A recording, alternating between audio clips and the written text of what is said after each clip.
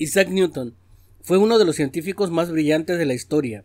Antes de la edad de 30 formuló los conceptos básicos y las leyes de la mecánica, descubriendo la ley de la gravitación universal e inventó los métodos matemáticos de cálculo. Como consecuencia de sus teorías, Newton fue capaz de explicar los movimientos de los planetas, el reflujo y el flujo de las mareas, muchas características especiales de los movimientos de la Luna y de la Tierra. También interpretó muchas observaciones fundamentales sobre la naturaleza de la luz. Sus contribuciones a las teorías físicas científicas pensadas hace 2 siglos y son importantes hasta hoy.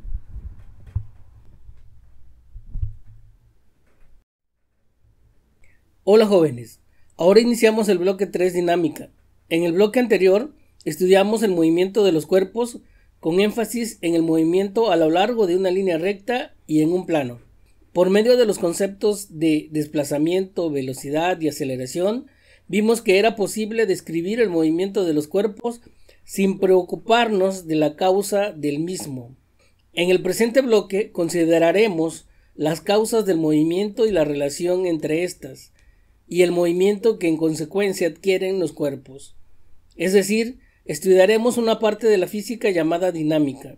La dinámica es la parte de la mecánica que se ocupa del estudio del movimiento de los cuerpos y las fuerzas que lo provocan o modifican. En este bloque se analizan primero los conceptos de fuerza y masa, para continuar luego con las leyes del movimiento de Newton. También se estudian las fuerzas de fricción y centrípeta. Continuaremos con la aplicación de las leyes de Newton a unos cuerpos sometidos a varias fuerzas y el estudio del equilibrio. Por último, estudiaremos la ley de la gravitación universal y su relación con las leyes de Kepler. Bloque 3. Dinámica. Propósito del bloque. Aplica los conocimientos de la dinámica relacionándolos con su entorno para comprender de una manera consciente e informada sobre la relación entre fuerza y movimiento. La fuerza y su clasificación. La fuerza puede causar, modificar o impedir el movimiento de los cuerpos, así como deformarlos. Por ejemplo, cuando alguien levanta una maleta, ocasiona un movimiento ascendente de este objeto desde el suelo hasta su posición elevada. La acción que la tierra ejerce sobre la maleta la haría caer. La acción de la mano que la sujeta impide ese movimiento natural. Sumado a esto, puede decirse que la maleta está deformada, aunque esto no se pueda apreciar fácilmente, pues la persona la jala hacia arriba y la tierra hacia abajo. Las fuerzas fundamentales se clasifican en fuerzas de contacto y de acción a distancia. La fuerza de contacto es aquella que se presenta cuando hay contacto físico entre los dos cuerpos que interactúan. Por ejemplo, cuando jalas un carrito, si estiramos o comprimimos un resorte y cuando se patea un balón. Es importante señalar que la fuerza de contacto es el resultado de la interacción electromagnética entre los átomos superficiales de los dos cuerpos. Por el contrario, las fuerzas de acción a distancia se manifiestan cuando entre dos cuerpos como la Tierra y la Luna hay una interacción sin que exista contacto físico entre ellos o sin que exista un medio material entre ellos. La fuerza que se presenta entre dos imanes es un ejemplo de una fuerza de acción a distancia. La fuerza producida por dos cargas eléctricas es otro ejemplo. Hay 2 fuerzas que se consideran fundamentales. Fuerza nuclear fuerte, responsable de la estabilidad del núcleo atómico, y fuerza nuclear débil, responsable de la formación de algunos núcleos. El peso de cualquier cuerpo es la fuerza con la cual el cuerpo es atraído verticalmente hacia abajo por la gravedad. Cuando un cuerpo cae libremente hacia la Tierra, la única fuerza que actúa sobre él es su peso. Esta fuerza neta produce una aceleración g, que es la misma para todos los cuerpos que caen. Entonces, a partir de la segunda ley de Newton escribimos la relación entre el peso de un cuerpo y su masa. Peso es igual a masa por gravedad. Los 3 principales sistemas de unidades que se utilizan para este tema es sistema internacional, CGS y sistema inglés. Dentro de las magnitudes físicas que se utilizan es la masa, en el sistema internacional kilogramo, CGS gramo, sistema inglés slug. Para la aceleración vamos a tener metros sobre segundos al cuadrado en el sistema internacional, centímetros sobre segundos al cuadrado en el CGS, en el sistema inglés pies sobre segundos al cuadrado. Peso, sus unidades son kilogramos metros sobre segundos al cuadrado, que equivale a newton en el sistema internacional de unidades. Gramos, centímetros sobre segundos al cuadrado, que le damos el nombre de DINA, ese es en el sistema CGS. En el sistema inglés, slug, pies sobre segundos al cuadrado, le damos el nombre de libra. De los factores de conversión de unidades más utilizados son: un metro sobre segundo al cuadrado es igual a 3.281 pies sobre segundos al cuadrado. Un slug es igual a 14.59 kilogramos. Y una libra es igual a 4.448 newton.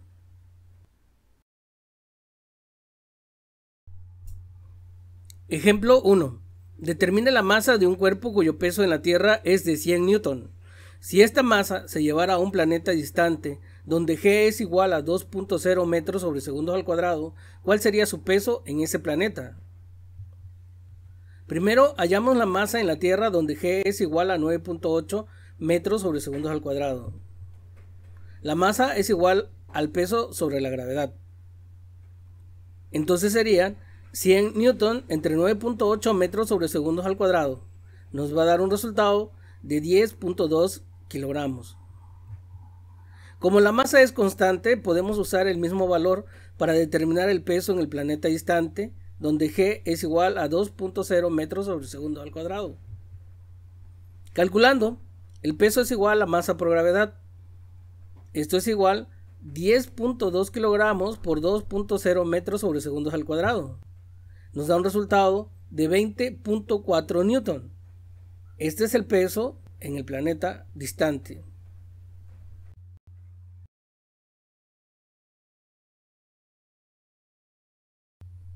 Ejemplo 2. Un astronauta que pesa 150 libras se da cuenta de que su peso se reduce a 60 libras en un lugar distante. ¿Cuál es la aceleración debido a la gravedad en ese lugar? Se supone que el astronauta pesa 150 libras, solo donde la aceleración es igual a G igual a 32 pie sobre segundos al cuadrado. Por consiguiente, podemos hallar su masa. En la Tierra la masa es igual a 150 libras entre 32 pies sobre segundos al cuadrado, que es el valor de la aceleración de la gravedad en la Tierra. Nos va a dar 4.69 slug. Determinamos que la gravedad es igual al peso sobre la masa, o sea, serían 60 libras entre 4.69 slug. Nos va a dar 12.8 pies sobre segundos al cuadrado. La gravedad en el lugar es 12.8 pie sobre segundos al cuadrado.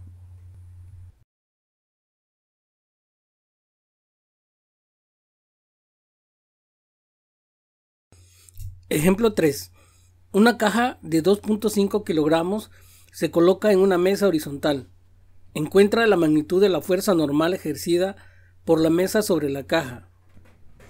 Como la mesa es horizontal, entonces todo el peso de la caja se soporta en la superficie. Así pues, la fuerza normal ejercida por la masa sobre la caja debe ser igual al peso de la caja.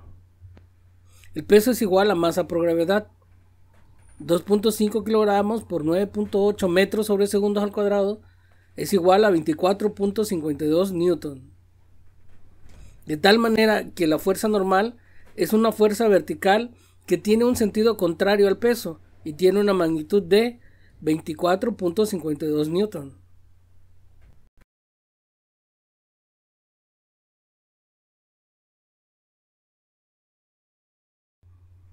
Ejemplo 4. Una caja de 2.5 kilogramos se coloca en un plano inclinado a un ángulo de 30 grados respecto a la horizontal.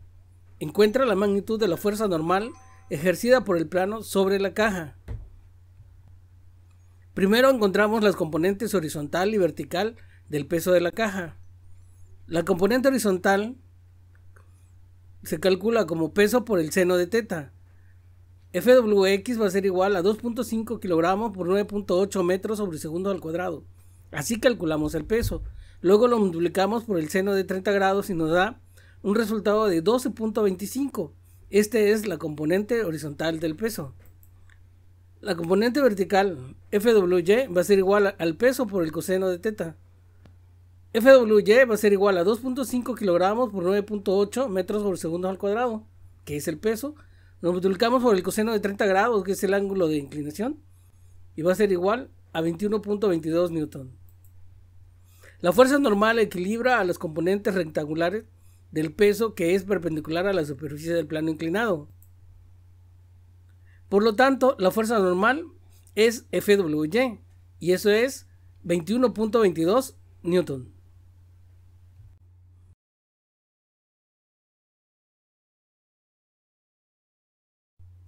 Fuerza de rozamiento.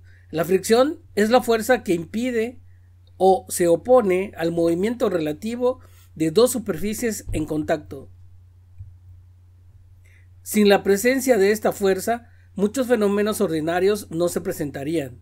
Para empezar, no podríamos ni caminar, ya que la fuerza de fricción es la que nos impulsa cuando intentamos deslizar los pies sobre el piso.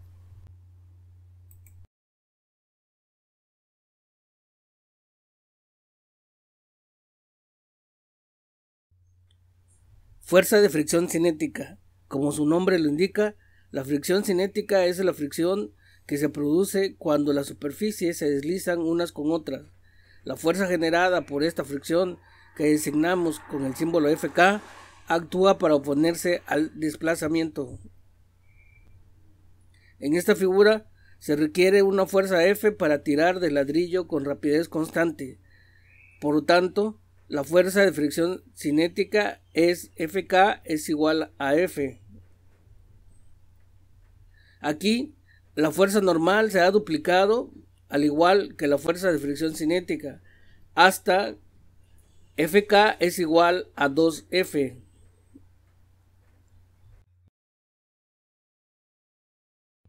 Reglas generales para la fricción cinética.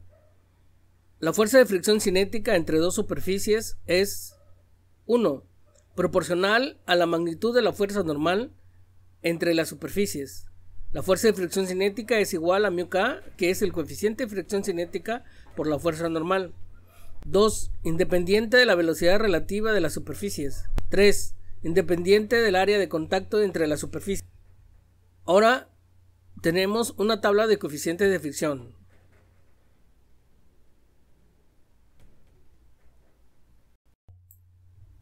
Imagine que aplicamos una pequeña fuerza horizontal insuficiente para que el libro se mueva. La razón de que el libro no se mueva al aplicar una pequeña fuerza horizontal es la fuerza de fricción estática, una fuerza que se ajusta para hacer que la suma de todas las fuerzas sea igual a 0. Si empujamos lo suficientemente fuerte, el libro acelerará, lo que sugiere que existe un valor máximo para la fuerza de fricción estática. De nuevo, dicho valor máximo es proporcional a la fuerza normal. Estas características de razonamiento estático están incorporadas en la siguiente desigualdad. Fs es menor o igual que μs por la fuerza normal, donde μs es el coeficiente de fricción estática.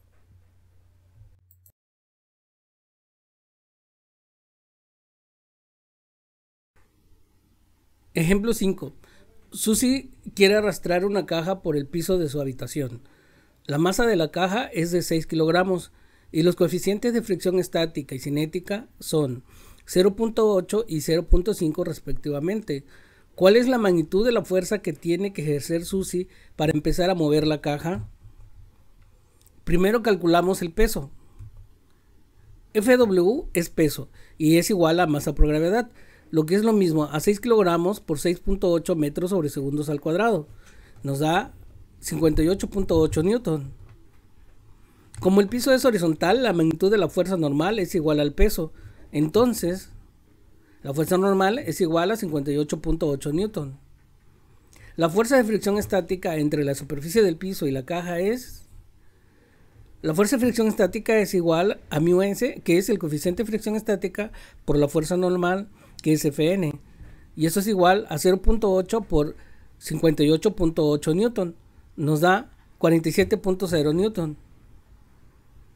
Por lo tanto, para empezar a mover la caja, Susi tiene que jalarla o empujarla con una fuerza mayor a 47.8 newton. De lo contrario, la caja permanecerá en reposo.